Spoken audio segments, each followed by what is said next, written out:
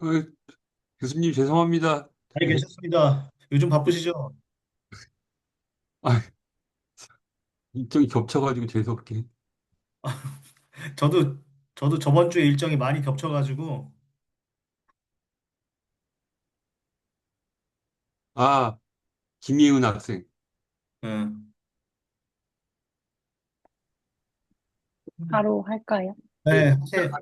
네, 하시면 됩니다.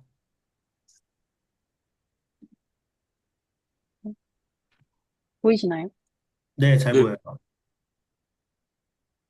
음, 오늘은 리켈스 논문을 기반으로 채도와 췌장 이식 후 내분비 기능이 어떻게 회복되는지 정리해서 발표하겠습니다. 특히 논문에서 중심적으로 다룬 베타세포 기능 회복, 포도당 배양 조절, 회복 두 가지를 중심으로 설명드리겠습니다. 발표는 목차 순서대로 진행하고 논문에서 중심적으로 다룬 두 가지를 중심으로 설명하겠습니다. 먼저 서론입니다.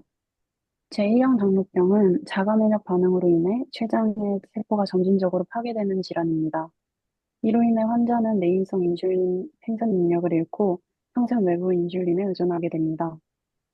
베타세포가 분비하는 인슐린은 알파세포에게 언제 글루카곤을 분비해야 하는지 알려주는 중요한 파라크린 신호입니다. 따라서 베타세포 상실이 단순히 인슐린 부족의 문제가 아니게 되는데, 베타세포가 사라지면 알파세포가 저혈당을 감지하지 못하고 글루카곤 반응이 붕괴돼서 결과적으로 저혈당에 대한 대항 조절 시스템 전체가 무너지게 됩니다. 이로 인해 T1D 환자는 반복적인 저혈당, 심한 경우 저혈당을 느끼지 못하는 하이포글리세미아 어너얼미스까지 경험합니다. 니켈스의 논문에서는 이런 문제를 해결하기 위해 쇄도 이식과 췌장 이식이 베타세포 기능과 대항 조절 기능을 실제로 어느 정도 회복시키는지를 비교하였습니다. T1D를 흔히 베타세포가 0이 되는 병이라고 하지만 실제로는 발병 전 수년 동안 점진적으로 그 수가 감소하여 임상적으로 고혈당이 나타날 때는 기능적 베타세포량이 약 25% 이하입니다. 이는 25%가 정상적인 혈당 항상성을 유지하기 위한 기능적 임계선이라는 것을 뜻합니다. 진단 이후에도 소량의 C펩타이드가 남아있는 환자는 혈당 변동성이 줄고 중증 저혈당 위험이 크게 감소하며 미세혈관 합병증도 줄어드는 것으로 나타났습니다. 따라서 아주 적은 양의 내인성 인슐린만 있어도 혈당 조절이 놀라울 정도로 된다는 것을 알 수 있습니다. 논문에서는 베타세포 매스를 단순한 세포수가 아니라 자극에 대한 반응 능력으로 정의하여 이를 평가하기 위해 세 가지 검사를 진행하였습니다. 첫 번째로는 아르기닌 자극 검사입니다. 즉시 방출 가능한 인슐린 풀의 크기를 평가한 검사고, 두 번째로는 글루카곤 자극 검사로 세대 인슐린 분비 능력을 측정하였습니다. 세 번째로는 포도당 프라이밍으로 고혈당 환경에서 베타세포 동원능을 평가하였습니다. 또한 베타세포 상실은 알파세포 기능의 붕괴를 일으키는데, 이는 베타에서 알파 파라크린 신호가 사라지면서 알파세포가 저혈당을 감지하는 능력을 잃기 때문입니다. 따라서 T1D는 단순히 인슐린이 부족한 병이 아니라 호르몬 상호 조절 시스템이 무너진 병이라고 이해해야 합니다.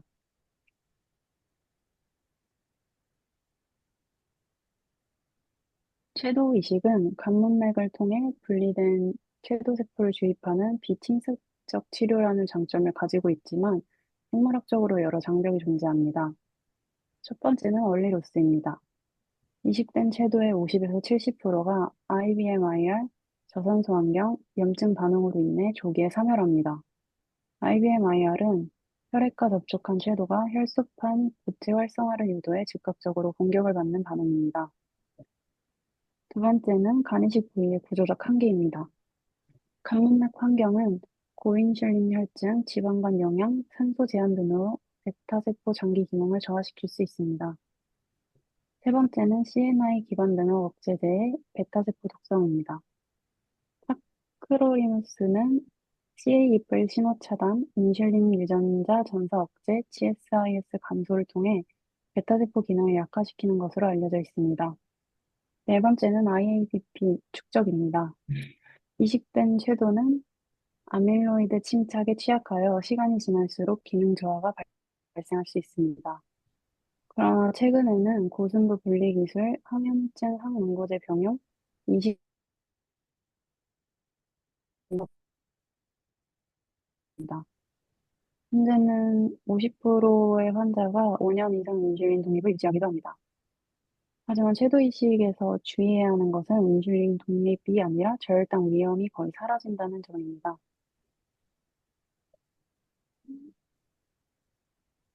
췌장 이식은 장기 전체를 이식하기 때문에 베타세포뿐 아니라 알파, 감마세포, 혈관, 신경 구조까지 포함한 완전한 궤도 조직 단위가 복원됩니다. 특히 신장과 췌장을 동시에 이식하는 SPK는 신장 기능이 개선되면서 대사적 스트레스가 줄어 그 결과 장기 생존율과 췌장 기능이 가장 뛰어납니다. 포도당 검사에서는 일상 이상 인슐린 분비 패턴이 정상인과 거의 겹칠 정도로 베타세포 기능이 완전히 회복됩니다. 단점도 존재하는데 개복 수술의 부담으로 혈전, 파열, 감염의 위험이 생길 수 있고 평생 면역 억제제가 필요하다는 단점이 있습니다. 이 표에서는 정상, T1D, 궤도 이식, 췌장 이식의 기능적 차이를 비교하였습니다. 먼저 정상은 모든 기능이 온전히 유지되는 상태입니다. T1D에서는 베타세포 소실로 인해 인슐린과 파라크린 신호가 모두 사라지면서 글루카곤 반응과 대항 조절이 붕괴되고 저혈당 감지도 이하로 떨어집니다. 섀도 이식은 베타세포 기능이 부분적으로 회복되기 때문에 파라크린 조절과 글루카곤 반응이 상당 수준으로 복구됩니다.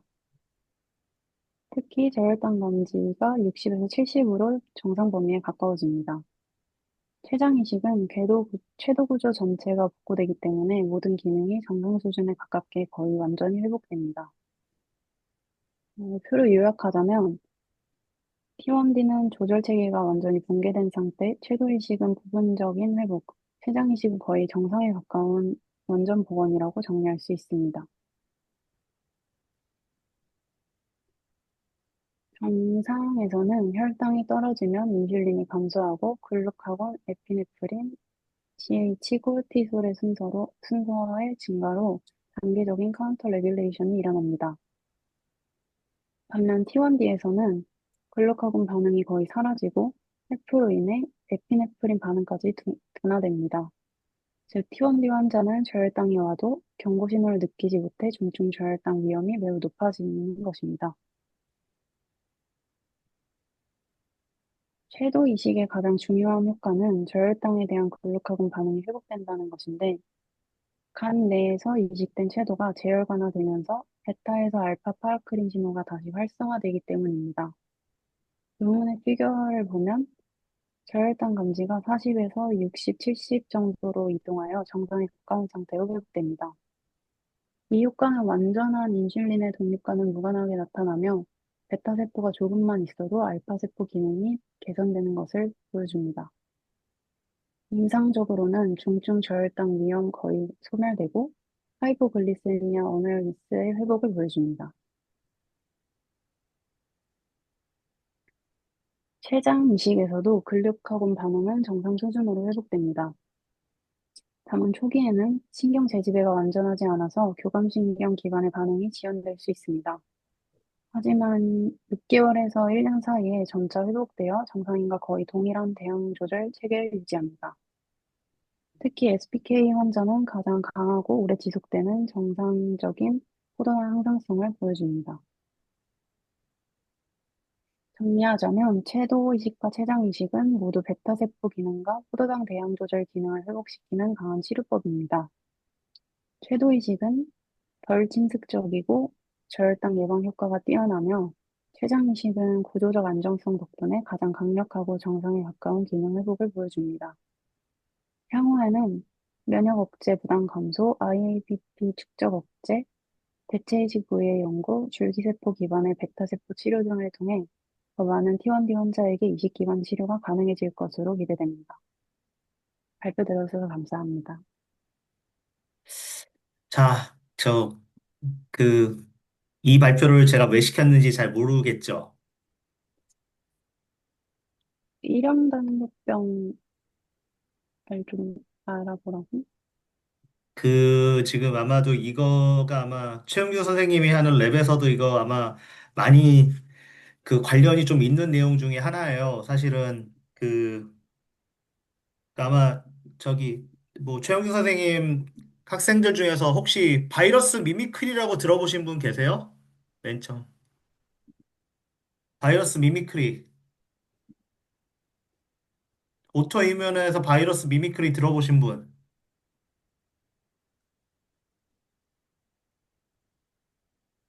혹시 들어보신 분 없으세요?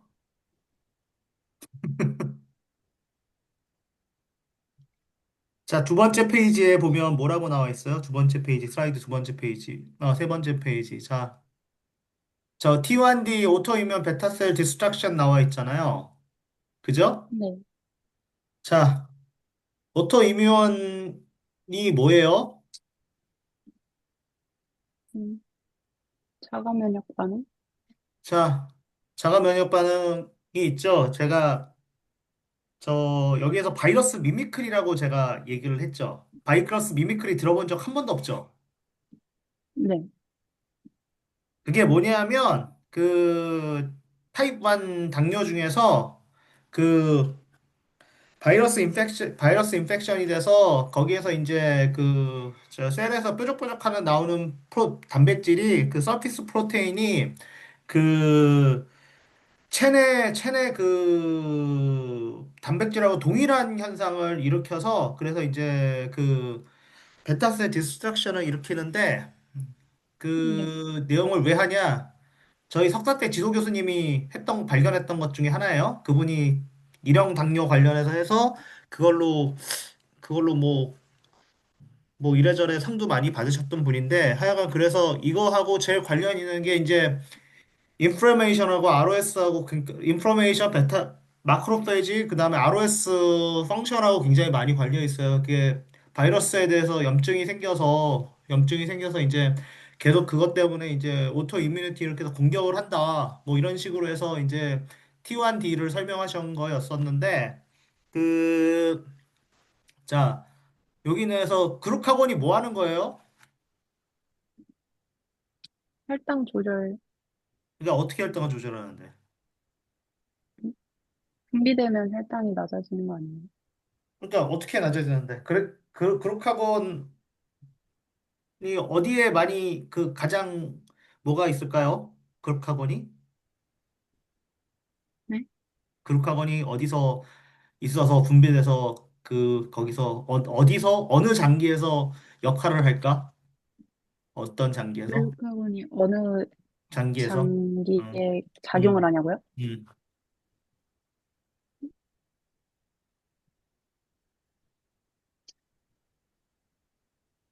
음, 저기 당 많아지면 어떻게 될 것 같아요? 당이 많아지면 여분의 당이 생기면. 낮추려고 하지 않을까요? 그러니까 어떤 식으로 낮출까? 그루카곤에 의해서 어떤 식으로 낮출까? 포도당 만들고, 그러니까 포도당은 당이지. 그래서 뭘 만들 것 같아요? 그라이코겐이라고 저기 나와 있을 텐데?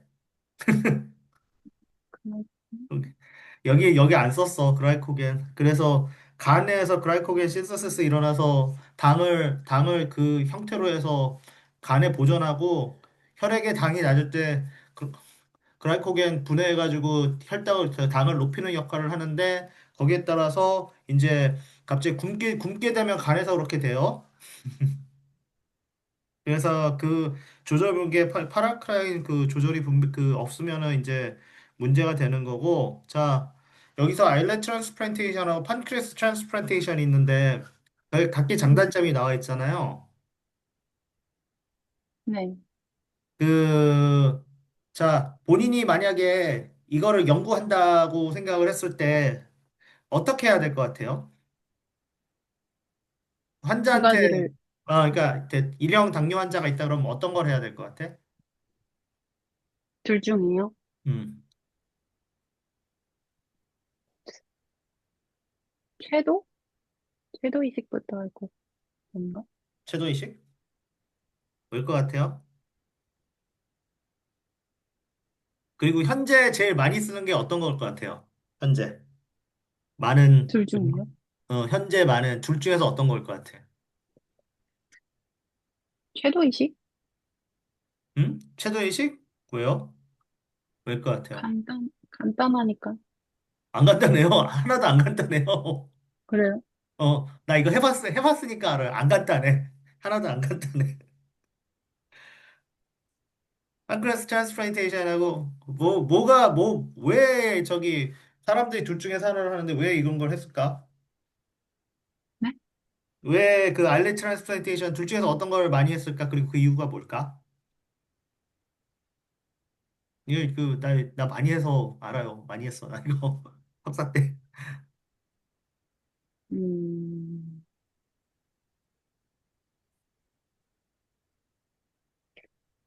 그래도 최장 이식보다 최도이식이 상대적으로는 간단하니까 최도이식부터 하지 않을까요? 최저이식 안 갔잖아요. 최장이식이 간단한데, 최장이식 하면 무슨 문제예요? 가장 큰 문제가 뭐예요? 너무 수술이 커져서? 아, 내가, 내가 생각하는 게 맞나 말씀해 주세요. 그, 예전에 췌장이 터지면, 췌장이 터지는 경우가 있거든요, 사람이. 외상을 입거나, 아니면 음, 어떤 경우에는 췌장에 돌이 있는 사람들이 꽤 많아요. 생각보다. 췌장에.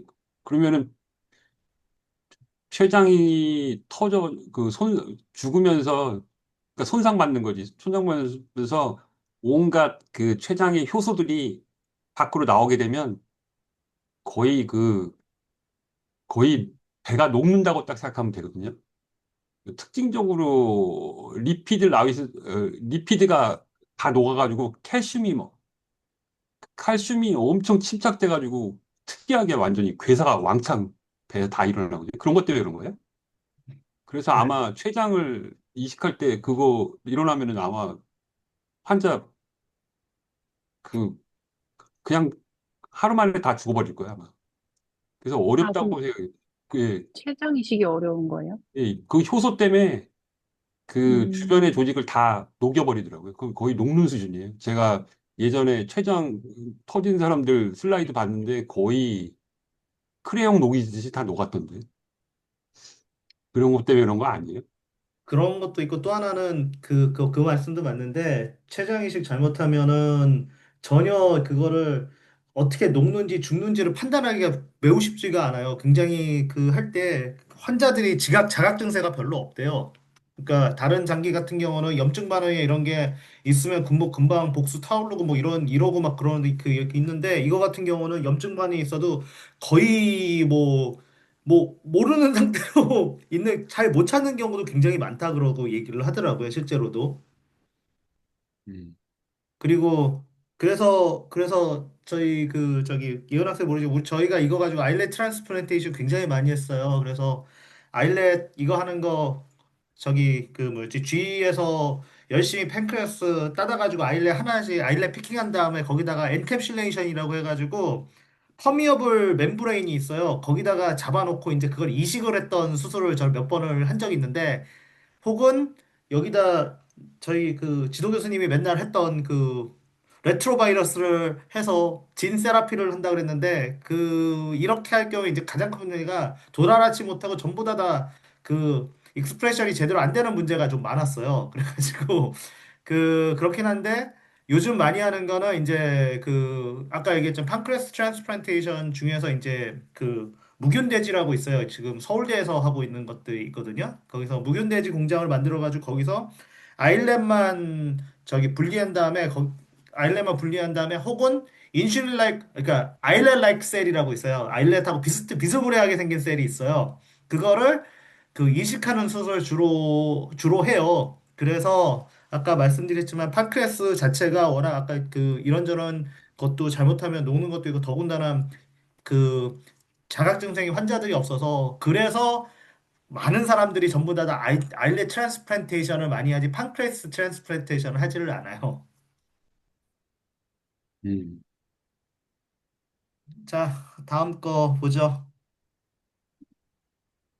자, 이거 했는데 그 이거 25% 의미가 잘 모르시죠? 왜 임계치 25% 나왔는데 그게 무슨 뜻일 것 같아요?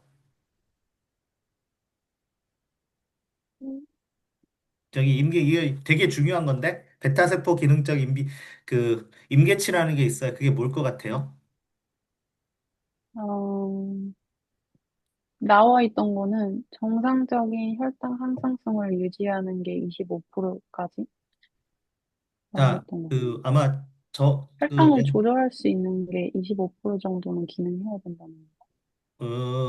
그런 게 있는데, 저번 주에 누구죠? 아디포사이트 해가지고 터져서 스티프너스 해가지고 인슐린 지방 막 쌓이고 증가한다고 그 구조 바꾸고 뭐 이런 거 저번에 한번 했었죠. 그게 네크로시스 되기 전에 어떻게 그 구조를 유지하냐 그 얘기 했었죠. 그 논문 기억나세요? 발표했었잖아. 자, 그거하고 좀 연관이 된 건데, 자, 이게 아주 간단한 거예요. 사람이 인슐린 알레 사이즈가 알겠지만 계속 인슐린은 펌핑을 하기 위해서 인위적으로 그 사이즈가 증가를 해요. 실제로. 그러면 어떤 현상이냐면 그 숫자가 적은데도 불구하고 베타셀 숫자가 적은데도 불구하고 계속 딱 있는 셀에서 계속 뽑아내야 되니까 점점 사이즈가 커지기 시작해요. 그래서 25% 정도 있어도 그게 되는데, 근데 문제는 너무 커지게 되면은 어떻게 될까요? 셀이 너무 커지게 되면. 많이, 숫자는 적은데 기능적으로 이렇게 해버리면 어떻게 될까요? 셀 크기가 커지면요. 숫자는 그러니까 그대로 있고. 이게 임계치가 25% 수준이라는 의미는 이 임계치를 넘어버리면 어떻게 될까요? 이게 베타셀 중에서도 이게 터지는 게 후천적 일형도 있고 진짜 대부분 선천적인데 이게 이렇게 되면 어떤 상황이 25% 이상을 유지를 하는 건데 그렇지 않으면 무슨 현상이 25% 유지해서 사실은 25% 유지를 하고 나중에 일형 당뇨 있는 사람이 숫자가 점점 베타세포 숫자가 줄어들면서 점, 그 전부 다 이제 죽어서 실제로 완전히 디프리션이 돼요. 다 사라져 버려요. 25% 유지하다가. 근데 왜 그럴까요? 기능을 할 수, 근데 어떻게 세포 수가 많아지는 게 아니고 크기가 커지는 거예요? 그러니까 크기가 커진다는 건 좀 어폐가 있고 거기에 대한 분비량이 많아진다고 그런 거예요. 싱글에서 분비량이 좀 더 많아진다고 보시면 돼. 이준 분비량이. 음, 적은 숫자에서. 근데 그렇게 되면 공장하고 똑같이 빨리빨리 그렇게 되면 빨리 기능을 하게 되니까 빨리 터지겠죠? 약간 과부하 오는 느낌이네요. 과부하고서 터진 게 그게 이형 당뇨랑 비슷해요. 이형 당뇨도 인슐린 리지스턴스 일어나면 거기에서 이제 일반적으로 그럼 플라스마 인슐린 농도가 높아지거든요. 그렇게 되면 이제 그것 때문에 정상보다 더 많은 인슐린을 분비하게 되고, 그다음에 리지스터 이러면 서서히, 그리고 이형 당뇨도 베타셀 기능이 떨어지거나 베타셀이 그, 숫자가 줄어드는 경우가 있어요. 요거 좀 다른 얘기인 거죠. 그래서 이형 당뇨 환자도 이렇게 되면 이제 서서히 인슐린 주사를 맞는 경우가 있는데, 그건 거의 저기 당뇨가 심한 현상이고, 그래서 그런 식으로 이해를 하면 되는데 이거 같은 경우는 임계치 하면서 그 다음에 베타셀을 공격을 받으니까 자가 면역증에서 공격을 받으니까 더 빨리 이제 사라지겠죠. 그래서 보통 누구죠? 일형 당뇨 걸린 뭐였죠? 유전적으로 그런 사람들이 많아서 결국은 거의 어릴 때 보면 금방 평생 달고 사는 사람이 그래서 그런 거예요. 이거는 기능이 다 떨어져서. 네. 그래서 이런 뭐 프라이밍이나 포텐션 뭐 아니면 글루코스 톨러런스 테스트 뭐 인슐린 톨러런스 테스트 뭐 이런 거를 하는데 그래서 이제 그런 것 때문에 이제 그 매스가 줄어드는 현상이 생겨요. 5번. 자, 이게 이런 식으로 즉시 그 면역 반응 이렇게 하는데 이게 참 최도 이식이 다 이거 알레 트랜스플란테이션이 아밀로이드 침착에 취약하고 뭐 이렇게는 하는데 문제는 아까 얘기했지만 뭐 항염증, 응고증에 집중 인슐린 해서 보통 하는데 그 아일렛을 트랜스플란테이션 시켜도 아일렛 자체도 이제 인슐린하고 프라이밍해서 같이 그 반응을 하거든요. 인슐린 자체가 있어야지 했기 때문에 여기 보면 그렇게 해서 하는데 대충 항염증 같은 경우 쓰는데 항응고제 같은 경우는 안 쓰는 경우도 있어요. 그래서 이게 대신 면역 억제제를 쓰질 않아요. 이거는. 음, 왜요? 아까 얘기했잖아요. 그 쓰는 방법이 그 대충 이제 그 무균대를 쓰는지 아니면 그 가서 이제 캡슐레이션 시켜서 그걸 싸서 다른 면역세포가 그 뭐였죠? 저기 그 아일렛 셀을 공격하지 못하게 하는 기법을 많이 써요. 음, 근데 이거는 싱글셀이기 때문에 그 싱글 그 세포 자체가 단일 세포이기 때문에 그렇게 반응을 하는데 자 보면은 이게 밑에 고인슐린은 지방간 영양인데 자칫 잘못하면 이게 인슐린 트랜스플란테이션 아일렛 트랜스플란테이션을 잘못하다가 고인슐린 되면 오히려 그 제대로 기능 못하고 터져버리는 경우도 있고 그다음에 지방간 되면 이제 거기에서 이제 ROS 그 지방간 때문에 저기 그 리포트 라이포톡시시티 때문에 이제 죽는 경우도 있어요. 그래서 그런 경우 있고 산소 공급 제한은 이거는 저도 잘 모르는 내용인데 하여간 그런 반응이 있어서 그래요. 그렇기 때문에 이게 안전하긴 해요. 안전하긴 한데 다만 이제 기능을 다 못 발휘할 수 있어요. 왜냐하면 그 단순히 그 당뇨 환자가 아일렛 세포만 없는 게 아니고 아일렛 베타셀만 없는 게 아니고 그 췌장의 다양한 세포를 다 갖고 있기 때문에 그게 같이 연결하기 때문에 이거 가지고는 안 되는 경우가 있어요. 자, 6번. 자, 판크레스 트랜스플란테이션 아까 얘기를 한 거고 네. 여기 혈전 파열 감염 위험이 너무 심해요. 그리고 이게 아까 얘기했지만 이런 식으로 이건 똑같이 개복 수술 부담 이런 거는 일반 그 이식에도 마찬가지지만 아까 얘기했지만 그 췌장이라는 자체가 굉장히 그 뭐라고 얘기해야 되지? 굉장히 사람 뭐였지 의사들도 이제 의사도 그렇고 환자도 자각 증상이 별로 없기 때문에 아프다는 자각 증상이 없기 때문에 그런 부분이 있어요. 나머지 같은 경우는 그 전부 다 면역 이식하고 관련된 부분이라서 물론 이게 잘 붙으면 MHC 잘 맞고 그 다음에 이제 면역 억제제 넣으면 잘 되는데 이게 의외로 좀 쉽지 않은 거라서 잘 되면 괜찮아요. 잘 되면. 근데 이거는 굉장히 조금 면역 억제돼서 췌장암 제대로 돼도 췌장암이 굉장히 문제되는 경우도 꽤 많아요. 근데 췌장암 문제될 경우에도 역시 아시겠지만 췌장암이 제일 치료하기 어려운 암이기 때문에 그런 부분도 좀 있어서 꽤 위험해요. 물론 기능은 좋지만 자, 7페이지. 뭐 이거는 아까 얘기한 그대로 내용이고 8페이지. 요것도 카운터 레귤레이션 아까 처음 나와야 되는 내용이 그림에 나와서 뭐 그렇고 9페이지. 이거 심틈스가 뭐예요? 심틈이라고 나오는 네? 맨 아래 그래픽 뭐 어떤 병이야? 어떤 질환이야? 심틈이라고 나오는 거? 아까 그룹하고 에피네프린, 그로스 호르몬, 코르티졸을 알는데 심틈스는 뭘 얘기한 거예요? 잠시만요.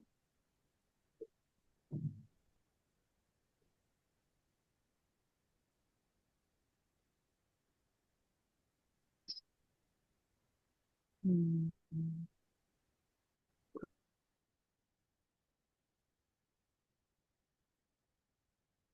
안 봐서 잘 모르겠어요.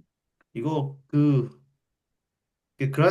그래스믹 스레시홀드라고 나와 있는데 이게 어떤 의미예요, 사실? 설명해 줄 수 있어요? 이게? 나 이거 가지고 이 그래프 가지고 이해가 좀 안 돼가지고 저도 사실 이 글프를 이해하지 못했는데, 이게 어떤 거예요? 그룹학원이 있었을 때, 지금 타입 1 다이비티스 다 나와 있는데, 컨트롤이 안 네. 된다는 얘기예요? 아니면 여기 이걸 넣었을 때 실제로 이게 이 정도 유지가 된다는 거예요? 이게 어떻게 된다는 거예요? 지금 이 숫자 가지고 그, 나는 이해가 그 안 되는데? 상대적으로 약간 노말일 때랑 이식했을 때, 그리고 T1D일 때, 이렇게 세 가지 그냥 상대적으로 값을 나타낸 것 같아요. 그 증상은 자율신경계 증상이라고 나와 있어요. 근데 이거하고 그라이세미 스레시홀드하고 밀리그램 퍼 DL이 무슨 관계예요? 이거 보면서 이게 그룹하고를 처리했을 때 이렇게 유지해. 이게 지금 보통 80 이상, 80에서 60, 70이면 그걸 유지를 한다는데 이게 40 미치면은 이게 저혈당이 계속 일어난다는 얘기를 하는데 이게 네. 지금 40 미터는 전부 다 50 미터는 전부 다 저혈당이라는 얘기예요, 지금 이게. 그래요? 어. 음. 그래서 이게 나 그라이시맥 스레시홀드가 이게 각 부분을 처리했을 때 제대로 당대사 못해서 실제로 체내 하는 아마 이거 아마 군문 상태에서 혈당이 거의 없는 상태에서 각 물질을 투여를 했을 때 아마 그룹하곤 그걸 회복을 한다는 것 같거든요. 무슨 얘기냐면 아까 그룹하곤이 뭐라 그랬어요? 혈당 조절할 때. 혈당 조절할 때 한다는 거였죠. 근데 이거 보면은 각 물질마다도 혈당을 조절하는 거 같은데 지금 보면은 아까, 네, 이 그래프 보면은 나머지 이 타입 1 하나 둘 셋 넷 이거는 저혈당 증세에서 개선이 안 됐다. 체내 플라스마 네. 해도 개선이 안 됐다. 뭐 이런 식으로 나온 것 같은데 이거 다시 한번 나한테 설명해 줘요. 이거 그래프 가지고는 레전드가 없어서 난 무슨 뜻인지 잘 모르겠어. 카운터 레귤레이션 무슨 얘기는 알겠는데 이거 잘 모르겠어 나도. 나중에 한번 다시 설명해 줘요 아, 이거. 지금 찾아봤는데요. 예. 글라이세믹 스레시홀드라는 말은 이식 받은 사람이 혈당이 떨어지면 혈당을 올리기 위해서 글루카곤하고 에피네프린, 또 그로스 호르몬, 코르티솔 다 비슷하게 혈당을 올리는데 작용하니까, 그러니까 반사 반응으로 이 호르몬들이 나오게 되는데, 타입 1 다이베티스는 하이퍼글라이세미아에 뭐 리지스턴스 하다고 그럴까? 반응을 안 한다는 얘기죠. 엄청 떨어질 때까지.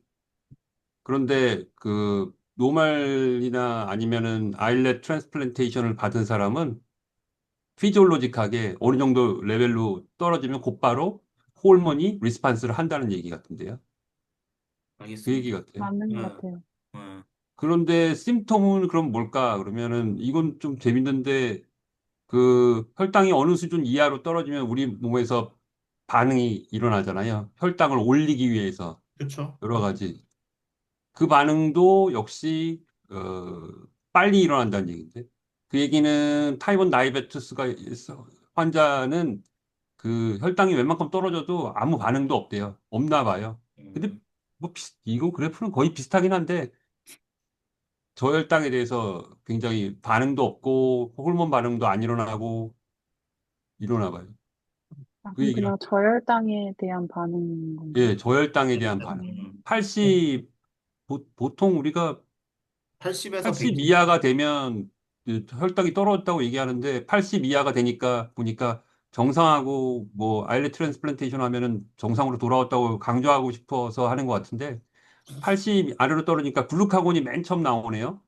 그러다가 좀 더 떨어지니까 에피네프린이 이거는 아마 그 교감신경하고 심파세틱 너브하고 관련이 있겠죠. 근데 그럼 그것도 얘가 그 에피네프린이 그 회복하는 것도 보면은 정상적으로 회복되는 것 같고 좀 더 떨어지면 그로스 호르몬이 나오네요. 그로스 그 다음에 호르몬 때문에 떨어지면 비슷하게 콜티졸이 나오네. 아드레날 글랜드에서 음. 그로스 호르몬도 나오고 그로스 그런가 봐요. 호르몬은 IGF일 거예요. IGF 이슐라이크 그로스 팩터일 거예요. 아마. 음. 그러니까 IGF-1하고 IGF-2일 거예요. 저거는. 그래서 근데 지금 제가 심증 이해가 안 어, 되는 거는 그 타입1 다이베티스 환자에서 하이포글라이세미아가 오는 원인이 아까 보니까 그 아일렛의 알파셀을 레귤레이션을 못해서 온다고 그렇게 얘기를 하고 있거든요. 그게 이해가 안 돼요. 저 이게 원래는 알파셀 레귤레이션, 알파셀하고 베타셀하고 같이 커플링해서 베타셀에 대한 그 기능을 향상시킨다고 나와 있긴 한데 이거 가지고는 저는 사실은 이게 아까 이걸 설명하기를 원했었는데 이게 좀 저도 읽다가 좀 이해가 좀 안 돼서 심뜸하고 저는 이거 반대로 생각을 했었거든요, 사실은 원래. 네, 거기 예. 봤더니 그 AI에서 찾아본 것도 인슐린이 나오게 되면 인슐린이 알파셀을 억제를 해가지고 음. 글루카곤이 안 나와서 그 혈당을 떨어뜨리는데 포지티브 피드백으로 같이 작용을 하는 것처럼 돼 있고 글루카곤은 반대로 글루카곤이 나와서 혈당이 올라가면서 또 베타셀을 또 스티뮬레이션 해가지고 인슐린 분비도 증가시키고 그런 식으로 설명을 하고 있더라고요. 근데 근데 지금 저는 여기는 이거는 베타셀이 알파셀을 시뮬레이션해서 글루카곤을 나오게 하는데 타입1 다이비투스에서는 베타셀이 망가져서 파라카인 이펙트로 알파셀을 자극을 못하니까 글루카곤이 안 나와서 저혈당에 빠진다고 이렇게 얘기를 설명을 하고 있거든요. 근데 그런 설명은 어디서 이거 나오는지 잘 이게 이해가 잘 안 그 가서.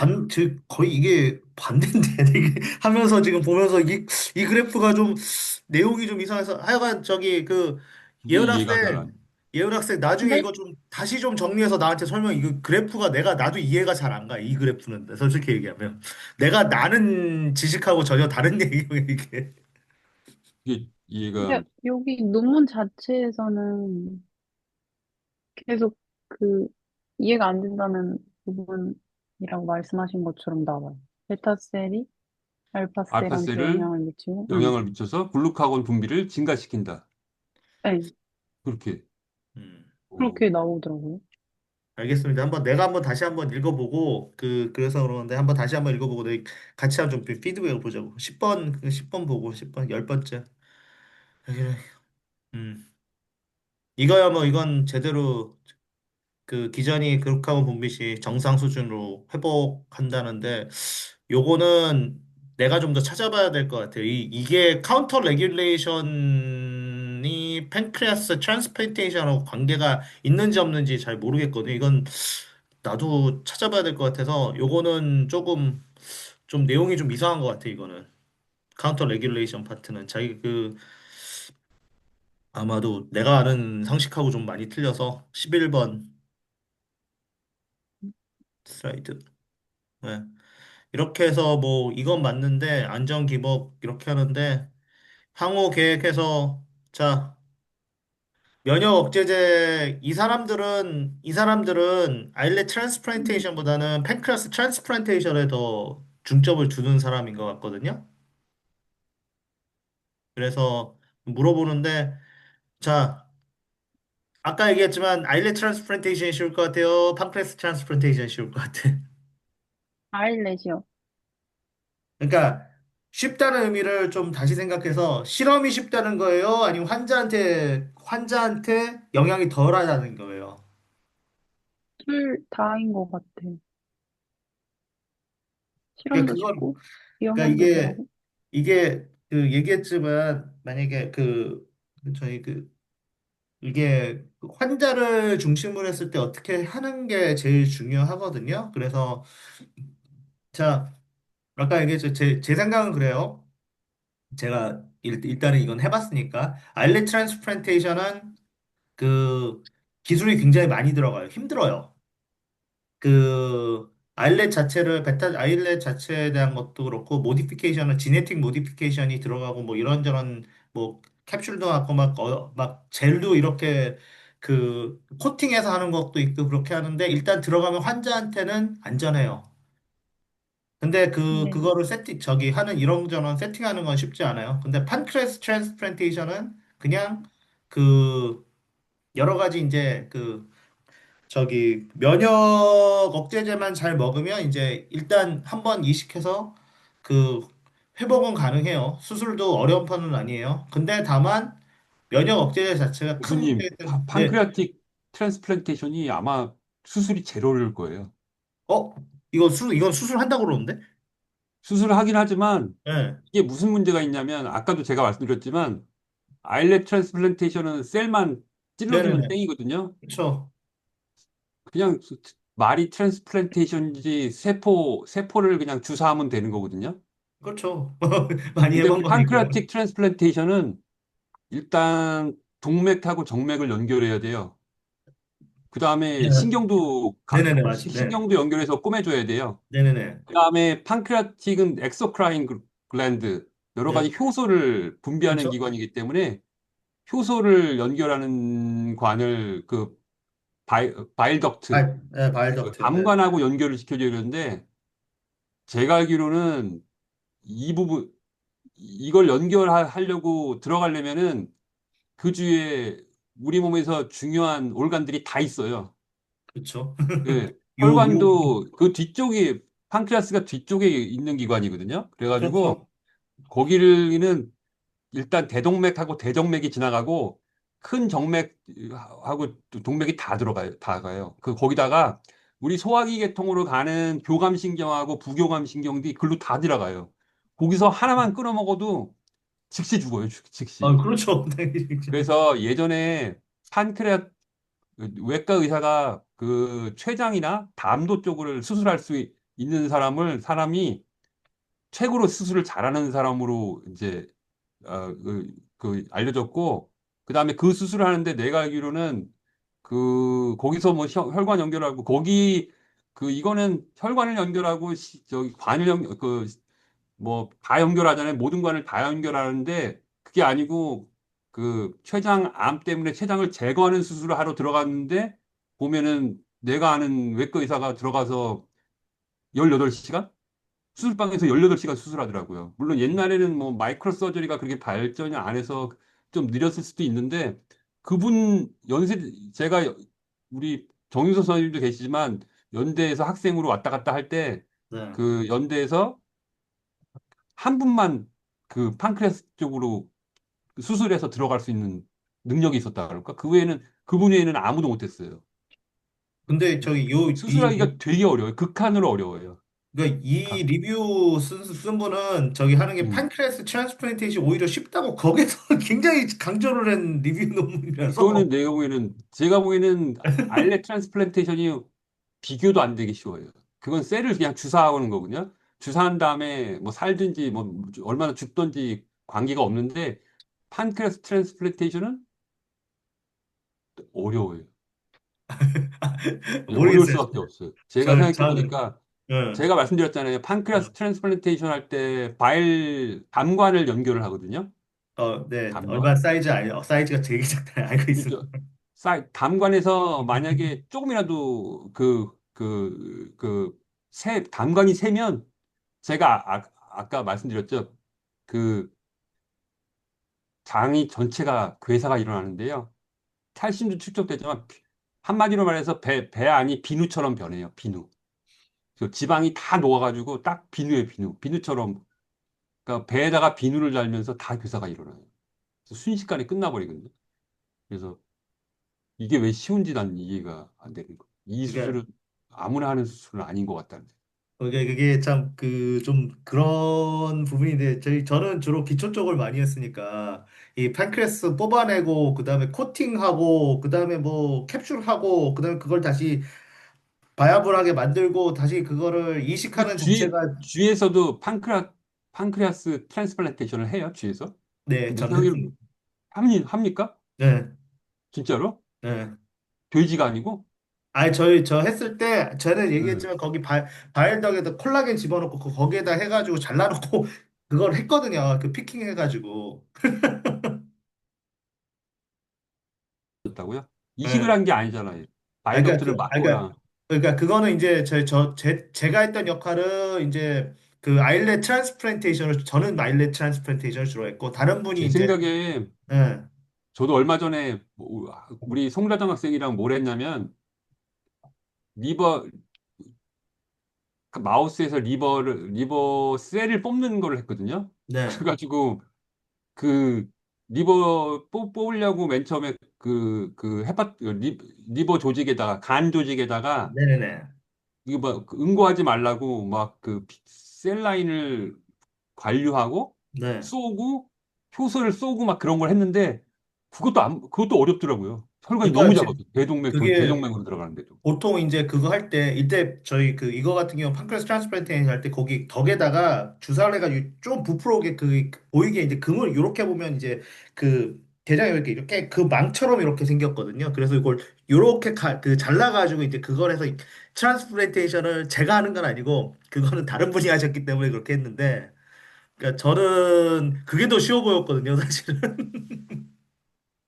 하여튼 뭐 그거는 내가 뭐 알기로는 외과 의사가 하는 건데 네. 이식 중에서는 극강이라고 할 수 있습니다. 음, 음, 극강.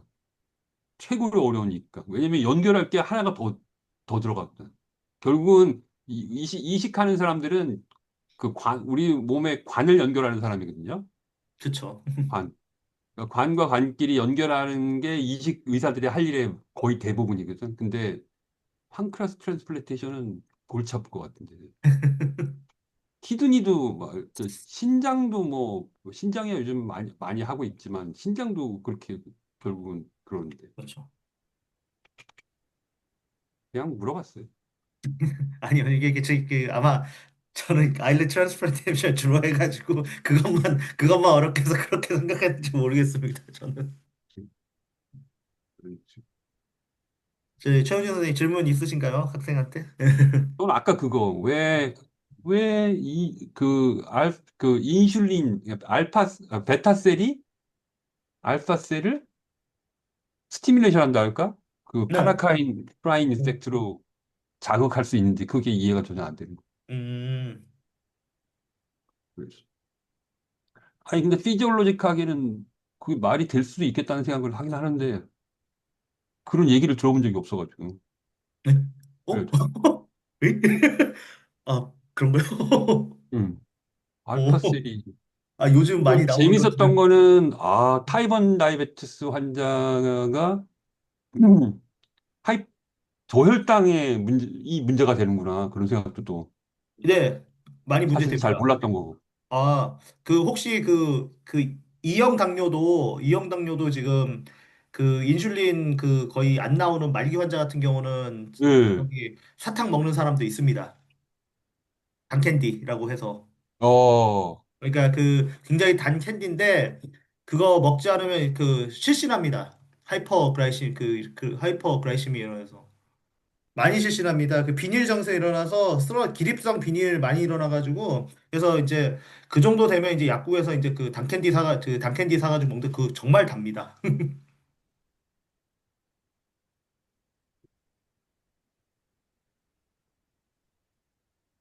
찾아보니까 우리 김희 교수님 말대로 한 대네요.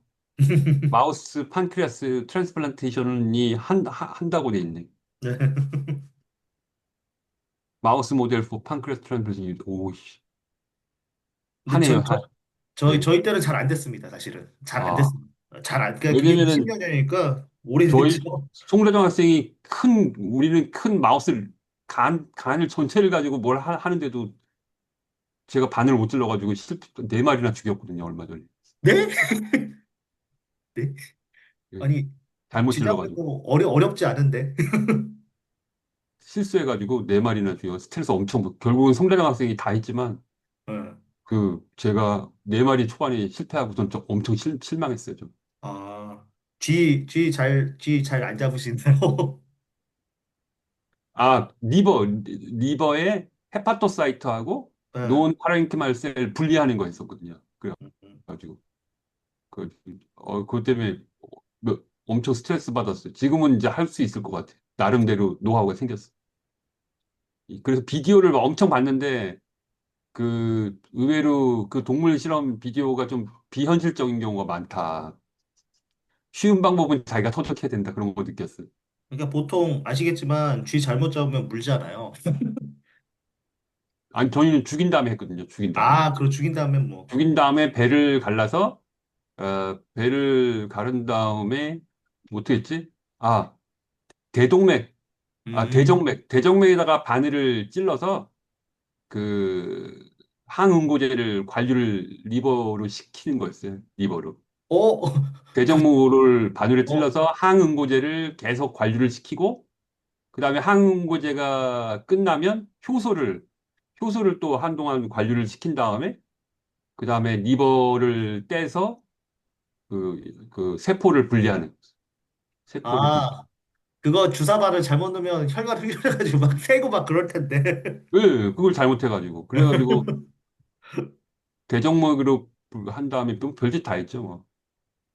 대정맥으로 바늘을 넣은 다음에, 관류액을 넣으면서 그 간 문맥을 잘라주면서 그쪽으로 새도록 만드는 거였는데, 그거 시행착오를 어, 엄청 겪었어요. 그거 잘못하시면 그 손 떨리는 사람이 하면 안 되는 것 중에 하나라서 덜덜 떨리는 예, 혈관 그, 이게 저기 결국은 예. 송대장 학생이 다 했죠. 음. 그러니까 주사기를 딱 넣는데 요게 올렸을 때 내려서 이렇게 그 한 그걸로 해야 되잖아. 이렇게 하지 않고 딱 했을 때 옆으로 이제 거의 뭐 180도까지 쭉 밑으로 쭉 내려서 하는데 그거 잘못하면 흔들리면 예, 그래가지고 흔들리고 그래서 맨 처음에 뭐 어느 사람이 거기다가 카세터? 그 정맥 카세터를 써서 하라고 그래가지고 정맥 카세터 찌르려고 하다가 잘못 찔러가지고 뭐 별의별 거 다 하고 하여튼. 그러다 아 그거 나중에는, 예, 하여튼 고생 많이 했어요. 그거 익숙해지지 않으면 힘듭니다. 저도 석사 예, 때 그 바이덕에서 아일렛 그 아일렛 세퍼레이트션에서 아일렛 아이솔레이션 시켰을 때 맨날 그 저기 맨날 실패해가지고 많이 죽였습니다. 저도. 네, 저도 이번에 많이 실패해요. 아, 스트레스 많이 받았어.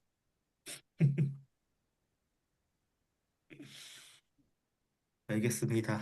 그러면 다음 주에는 더 누가 하는 거죠? 다음 주에? 다음 다음 주, 다음 주, 12월, 다음 주 목요일이 18일이군요. 아니야, 아, 11일이네요. 네? 11일인가요? 네, 11일입니다. 다음 주는 아마 우리 파트에서 송도정 학생이나 한유진 학생이 하면 될 것 같은데요. 준비된 학생한테 음, 해달라고 하면 되겠을 것 같습니다. 아니면 뭐, 예, 알겠습니다. 아니면 쉐바가 해도 되고. 오케이. 재밌게 잘 들었습니다. 네, 감사합니다. 최분 선생님 과제 심사 안 다니시죠? 과제 심사요? 네. 요즘에 무슨 과제 쓰는 시간이 지금. 이번 주가 이번 주 저번 주에 제가 과제 심사하고 그다음에 과제 그 아, 자문하러 심사. 음, 연구비 이제 이번- 결산하는 거예요. 아, 결산이라기보다는 이제 그 과제 그 선정하는 것 때문에 요즘에도 남은 연구가 있나 보죠? 12월 달에? 그게 저기 마지막 그 윤석열 정부 마지막 예산. 아, 그래서 저번 주에 음, 18개 과제 중에 2개밖에 안 됐습니다. 올라온 음, 과제. 그래서 아마 음. 예산 줄이고 아마 내년에 다 한다고 하는 거고, 그리고 저기 이번에 저번에 이제 들어갔는데 모든 걸 AI를 다 붙여야 된다고 합니다.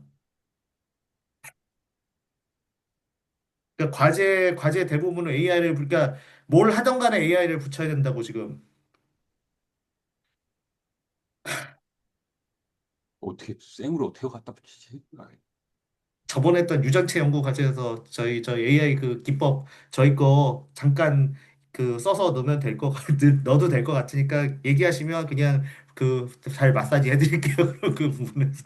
그러니까 하여간 그렇다고 합니다. 내년 과제들이 전부 다 AI 안 들어가면은 예산 안 주고 순수 과제 같은 거 안 된다고 하니까.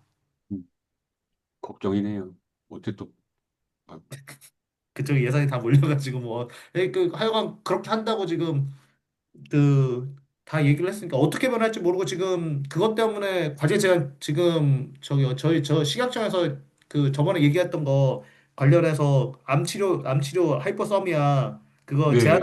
그거 제한한다고 제가 지금 쓰고 있거든요. 그래서 근데 지금 전부 다 답이 없습니다.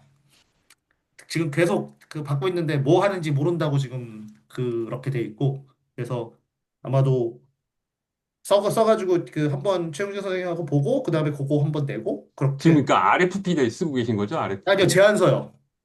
아, 왜 RF RFP 쓰기 전 제안서 쓰기 아직 전에. 예. 음. 그래서 AI 붙이라고 지금 무조건 AI 붙이라고. 아, 쉽지 않네. 그래서 한번 그거 한 거 제안서 하고 그다음에 그거 해서 제안이 받아들여지면 그게 RFP 나올 테니까 네, 일단은 알겠습니다. 네 알겠습니다. 그러면은 예. 네 수고하셨습니다. 그럼 다음 주에 뵙. 네, 감사합니다. 네, 수고하셨습니다. 수고하셨습니다. 감사합니다.